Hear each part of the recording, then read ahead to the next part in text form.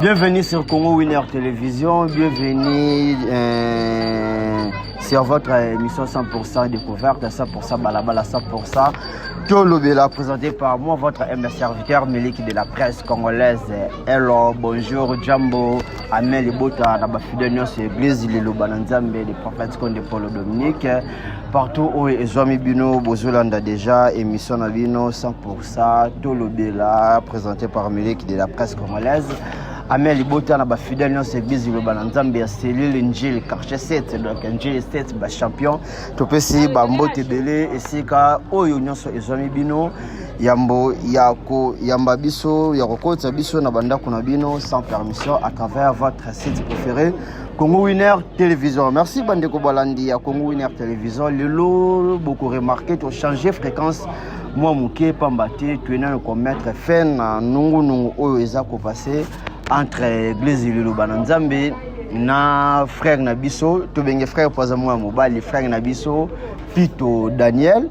Oyo azali ko baby sa réputation il y a église Lilo Bananzambe. Nous sommes les journalistes pour le moment dans la casquette il y a fidèle église Lilo Bananzambe mais dans la petite casquette en tant que journaliste mais ko analyser les cambo ezali vrai pambate nungu oyo banda et bandaki tozomona kaka sortie médiatique makasi ezali par prophète Daniel Pito oyo avivaka en Angola na ndenge azali ko bebi sa réputation ya église Lilo Bananzambe. Tungaki to benda moi matoy mukie pa bandeko bisusu pe ba serviteur ebele ya église Lilo Bananzambe par rapport ya makambo ezali ya ndaku ezobima libanda pambate ndaku olala kate ndenge mikolo balobaka mwe oyo ba place etangaka ezaliti mais ndeko wana mikolo uti koleka asimaki ba engagement mususu ya koloba makambo oyo ezalaki vrai oyo ezako se passer na église Liloba mais or ye azali or église Liloba azalaki mais akoma déjà rebelle donc akenda osala rébellion na ye pambate pona kotelemela l'homme de Dieu les prophètes comme de Paulo Dominique o tozana ba respect na ye belé open nation ezala ba respect na ye ebele mais nini oto ngaki toloba na kati wana bande ko misusu oka bazana kati na biso bazala kwa ba pion bazala kwa te mais bazala ba pion bazoso makambu ya Liloba baza ko transférer ngo epa ya tobenge prophète po amibenga déjà prophète Pito Daniel bozoka nungu na ye chaque fois na internet ye kaka azali ko bebi sa réputation ya église Lilo Bananzambe biso nga personnellement nazwaki appel ya ba confrère na biso ka ya musala babenga ki ngai ke fallait makambu mo bezali awa eza makambu ya mbongo makambu eza nini ba ndeko la nga église Lilo babolanda na bokebi nyonso Mose Pito pardon ndeko Pito aluki asala clic moko boya ba journaliste ya Kishasa awa balobela kaka ye ba bebisa réputation ya église Lilo Bananzambe. Alors marché wana ou bien appel wana yake pa nani yake pa ya moko ba journaliste ya mboka na biso to ala kana bango awa skonde ko wana abandi ko sensibiliser ba journaliste o ba osala clic ya ko lobela ndeko Pito ya ko bebisa réputation ya église Lilo Bananzambe. Ngane ko kuya na appel wana bandeko parmi bato ba sélectionner ki ngape ba benga ki ngai ke tala mambo eza boye prophète mo azana Angola kombo na ye prophète Pito ba ti ba benga ke ko soki nani Jésus wana ah bon alingi nini otalingi fallait asala clique na ba journaliste to banda ko lobelela ye to bebi sa réputation ya église Liloba bon vu que Nzambe pona sio na moyeto vanda kimia ezalite bandeko na église Lilo Bananzambe na mona ko tango ye pananga biso doza déjà bateau toza déjà reconnu na église Lilo Bananzambe tozwa pe ba grâce belé na sima ya prophète Konde en tout cas to tala kina no mosolote pour ndeko na atembongo na ye anje abebi sa réputation ya église Lilo Bananzambe to peser 2 points de mesure mbongo ou bien to landa nzela na kembo en tout cas ngai tango to komi na réunion wana bandeko na ngai église Lilo Bananzambe Et là, quand les bosso ont un comme message, pour n'a pas le roi pion, n'a yo kana idée ezalaki nini. Idée de quoi les anines. A mizembo on a en G, à l'obi boye. Et mission nyonso toko sala tota ba miniature na biso obo na rawana na ba titre ya lokuta vers église Liloba Nzambe. Ata bino moko musali la Nzambe. Soit disant prophète Daniel, pito wana ala langola wana. Alinga bebi sa réputation Liloba pona mbongo. Alinga église Liloba Nzambe réputation nango parmi ba église o ezali na ville ya Kinshasa église Liloba Nzambe réputation nango ebeba. Atembo na ye Angers, aluki ba journaliste na ye, alors Dieu soit loué Nzambe pete maza munene, biso batu oyo ba bengaki ba ebaki pete ke ngana sembela en église Liloba. Alors carrément bala moko nzoka pe ndeko muso azalaki wana aba bon ya sembela église Liloba te mais akutana na makambo mo bona vie na ye azwaki solution église Liloba. Biso mi balena ndeko na to se retiraki. Yango bomoni biso lelo tozali na liboso ya ba poste télévision la bino pona ko ebisa bino il faut que protéger église. Pour ça azana ba manière ne belé rosalela ba mabenaye. E mosali na Nzambe ba yeba yete opesa score ya match ndenge ndeko nazo sala biso. Mosali na Nzambe ba yeba yete que il faut prophétiser pour la nation non. Tout le monde a rappelé ba grand prophète bazalaka ba Moïse bazala ba prophète basalaka o Nzamba singaki bango. Biso moko to yebi na Afrique awa Égypte ezali pays oyo bon oza TV moyote ba blo musu ezate to yebi puissance ni ezali en Égypte. Mais ce qui lelo moté ce qui prophète Pito wana zolo bakay botu na prophète Konde match à Portugal na RDC score na ngwe kozala combien pour y déjà azana score wana akendaki déjà sope na monde de ténèbres akendaki soki nini na mo bakendaka wana azui déjà score ya match ya Portugal contre RDC nzamba na commerce nzamba azana makambo tout autre salaka parce que y a des sources ngana pesa bino révélation par rapport ya match ya RDC contre Portugal. RDC azana 80% ya ko gagner Portugal. Mais ils ont une formule au Jova révélé ngai formule na foba chango na kati ya stade des martyrs. Stade des martyrs ezali ka cimetière place on a ba bomaka ba pe belé. Alors batouana soka ba che formule wana milimo wana obima. Et okende tina terrain place au RDC azobeta match contre Portugal. Bon moi ndenge ba portugais mais sous ba comme ba fièvre, fatigue, incompréhension katina bango. Et ça pour honneur ya biso africain. Alors ba biso sikoyo na oyo liloba elakisa biso neza ki bonzambe te. Wona zikomi déjà science. Ndeko wana na minute nde tozolo babwe bandeko akoti loge moko ya mabe ezape na ba fidèle misusu ya église liloba ezape na basali misusu o déjà bozali likolomo na kati likolomo libanda boza déjà kotia mutu vers ndeko wana Pito Daniel. Alors, ce qui biso kutu toza ba pandisango. Na kokolo ba ke Jésus église au milieu du village, mais na lalité na vanité pour Nzambi pour nation na vanda kimiate tutali mbongo te, tutali personnalité d'abord il y a l'homme de Dieu les prophètes comme de Paul et Dominique, tutali na nous valeur église Liloba Nzambe na mboka oyo, tutali na nous valeur église Liloba Nzambe na mokili oyo. Oyo liloba esali en tout cas ndeko wana azana nuna pas même la moitié banda bandi musala na ye ya nina koloba musala na ye ya okwesa bato tuzomona ndenga zo kwesa bato et tout nanu akomi ata pas même na kati te oyo église Liloba Nzambe esali. Alors ndeke ndeko wana déjà ye objectif nezali abebi sa réputation église Liloba Nzambe to ye déjà convertir basal oyo boza mitema moto epona mbongo ba fidèle ba kambi oyo bokoka na bino pia katete loba ke bokende na ngambu ya ndeko wana Daniel Pito. Alors biso déjà tokotaki na kati wana to comprenaki nini o ndeko wana alingi asala yebi tinesaka ko bebi sa réputation ya église Liloba. Botala na bino moko mamboti ko leka semaine passée pour n'ébiter ceux qui biso que zalaki connecté na internet pour na kolanda onde ko wana autaki ko annoncer pour na l'homme de Dieu les prophètes comme de Paul et Dominique apesi ultimatum que akopesa na moi na date au prophète Konde akokufa. Donc veut dire oye osali ya prophète Konde mabe. Audio moko circulaire ka wana nde tozalaki wana entre biso ba journaliste pour na enregistrer ki on kutanga na zongo pour na balancer pe awa mais ndeko wana abaki kopesa biso audio wana. Abi azana 4500 manières ya robebi savoir même na ba serviteur l'église liloba na Nzambe. Ya corrompre voir même ba fidèle ya ba serviteur l'église liloba na Nzambe. Abi arotsambongo na au prophète Konde nano apesa ba serviteur wana ti. Ayo que de plus loin que ba serviteur l'église liloba na Nzambe ba futa maraté pendant 3 ans. Alors yezo futa bango pendant 5 ans.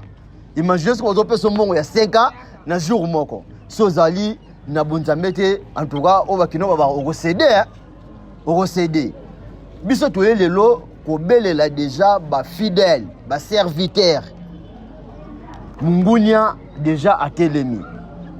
Alors bande ko pe ebele oyo bozo salela TikTok nyoso onde kona pito zoloba botika ka ko commenter ye botika ko répondre ye botika pe ko finga ye puisque bino so bozo répondre ye so zo fort.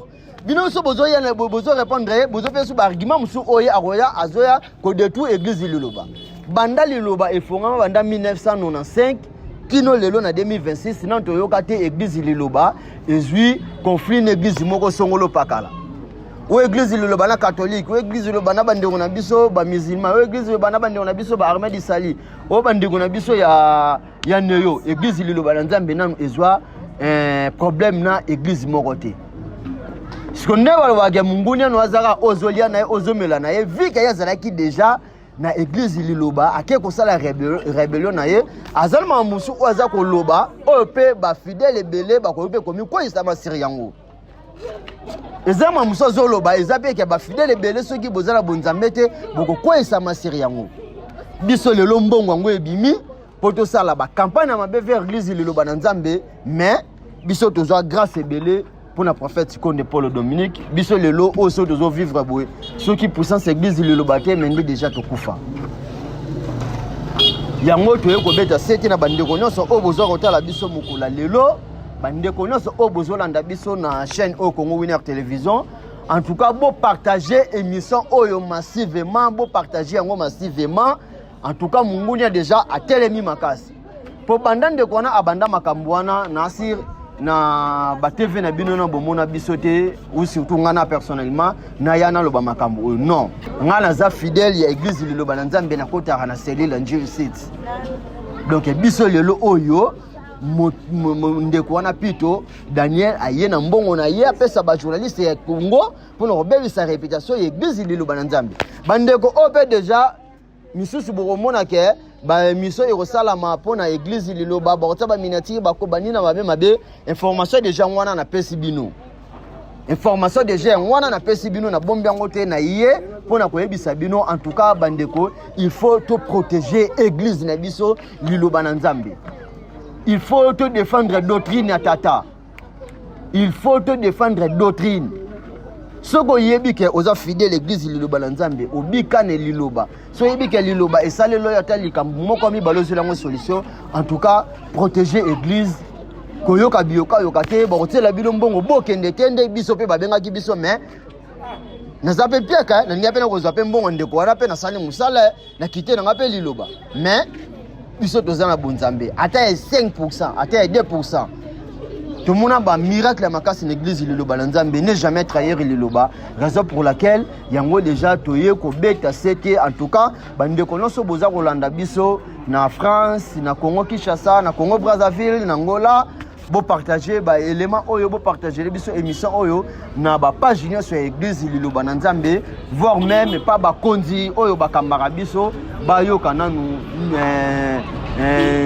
ndingola na biso oyo lelo toye kolobela à travers l'église liloba na Nzambe toye ko pesa communiquer ope toye kolobela makambo o pambate ceux qui to bomba ki yango elingaki esala penza propriété raison pour laquelle yango bomoni biso toye kolobela to protéger église pambate moni kambo o ezalaki na kati ceux qui déjà ebimi libanda ba retomber nango eyaka na bandenge nango toyebi ke bandeko ande bazabongo bako wangana toyebi ke boko wanga na mengamo na zalaki présent na yoki oyo nini ezali déjà comme kolambama na kati ya nzungu ya ndeko wana ndeko Daniel Pito pour kobebisa réputation ya église Liloba na Nzambe. Donc vike biso tozawana en tout cas makambo wana tokondima yango soko mokete. Merci na bandeko nyonso oyo vous êtes toujours fidèle na église Liloba na Nzambe. En tout cas tolembate ndeko wana alobi o esinga ki aloba lobi ke j'ai église Liloba na Nzambe ebomaka batu, j'ai église Liloba na Nzambe esalaka boye surtout basalaka boye surtout basalaka boye. Ngai na tulaki ndeko moko azalaki wana kati na biso na réunion na bi frère wana makambo aloba enseignant ngo pe batu déjà tango azalaki mosali tango azalaki serviteur ya église Liloba na Nzambe alakisa batu doctrine ya église Liloba na Nzambe dès le début soki ayebaka ke jus ya pétrole jus ya kokoti ebomaka. Mais hier, il y a qui a ça la tendance à ça qui une église Liloba te. Il y a qui déjà abîma. Mais vu que ça y a une église Liloba Nzambe, car à Juana ya zo belongo mabe, et bi qui ça yemoko, et bi qui ça pe famille na ye, et bi qui ça na bat oye enseignant qui. Bandeko bozo na bino bulembute pour na faire étaliji que bozo mbate au sorti to melate. Esaïe 56. Biso to remele Esaïe, biso to zobika ne Esaïe. Biso nde toza boye musala na biso zo kende toujours en avant pour Esaïe. Rien que Liloba, rien que prophète Konde. Toyebi kende toza boye bande ko belé. Basala ba campagne mabe atana ba stade de martyrs on a posé un de l'église de Liloba ezalate. Toyebi puissance ya Nzambe. Si on parle de Liloba veut dire tolobela mbala moko Nzambe. Ndeko wana auti mabikota kota na ye auti bisimba simba na ye botala bino mona ba internet ndenge azokoisa batu na mouchoir oyo ezalaki hors doctrine ya Liloba oyo pe enseigner lango batu.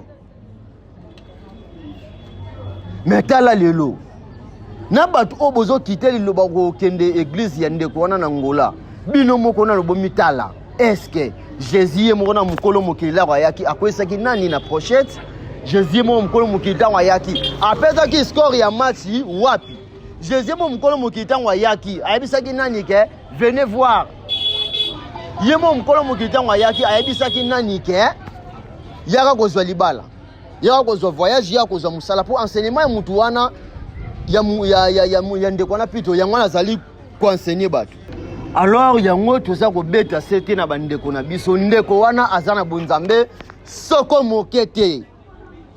Ndeko wana azana bunzambe te, ndeko wana uti biuta uta na ye, ndeko wana azwi makambu na ye, awuti ko sine makambu na ye, po akomisa église Liloba na Nzambe lokola adversaire na ye. Ba vexe zo pesa bino, ba mate ezote ya bino na internet. Makambu ezoloba sur Liloba, so za na bunzambe te okokoisama. Imaginez muta komiti na niveau ya kotia mbongo na ye anje. Pour na kosala clique moko boye babebisa réputation église Liloba na Nzambe. Ngana bombite soki ndeko na pasala batone na Kishasa baya baluka ngana naza fidèle église Liloba na Nzambe na kotaka na selili ya Njil 7. Poka ka numéro ne benga ki biso zaki numéro mo masqué ne pete so za numéro moko boye ke bango moko bayebi ni baza kosala po ezala enregistrer te na ba téléphone na biso ndali ngana na bimisango aw. Po numéro ne benga ngeza masqué ni zaki numéro masqué. Kete mamu eza boye prophète mo za na Ngola komone prophète Pito Daniel azoluka ba journaliste banda kolobela ye babebisa réputation église Liloba.